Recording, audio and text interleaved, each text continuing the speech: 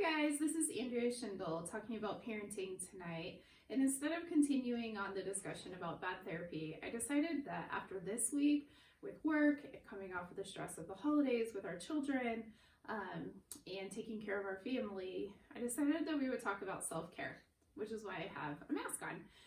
One of the things that's really difficult when you're raising teenagers and children who have been traumatized is really taking the time for self-care. And I know we've all heard about that, read about it. So it's not a new concept, but often parents have a hard time being able to get self-care because often they pay for it on the back end. And if you're raising a child with trauma, what I mean by that is that often the separation and getting your needs met is usually ending up with a child acting out while you're either taking care of yourself or when you return home from that time away. So here's some suggestions on some self-care.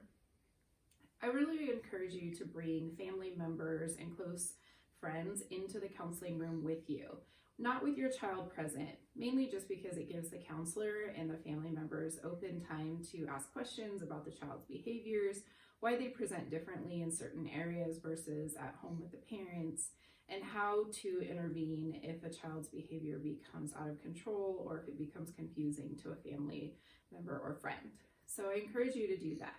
The other piece of it is when we think about getting self-care, we also often wonder, well, what does that even mean? Because we kind of lose track of ourselves. So it's kind of more of a self-exploration thing. For some of us, it may be trying something new, like a cheap mask that you can find at the store or taking a bath. And for some of us, it's grocery shopping. So today I spent my day grocery shopping, napping, and of course, I'm gonna go to bed early tonight. And I hope the same for you as well. Another thing is as a counselor, I encourage parents to talk about self-care in front of their children. In fact, I often bring it up in the counseling room. Your child needs to know that the parent's needs are just as important as the child's needs, and that part of being a family means recognizing that everybody has their own needs and feelings. It's really easy to become consumed by our children and forget that our needs matter as well. And especially for teenagers, because they're at a developmental stage where their needs become pretty much first on their mind. So it's really good to talk about those things in front of your children and with them, and help them recognize that when you are taking care of yourself, they're not to interrupt you. And it's great to have counselors be a part of that conversation, especially with kids who have been traumatized, because they often struggle to listen to boundaries. And hearing it from the outside of the family can be really helpful.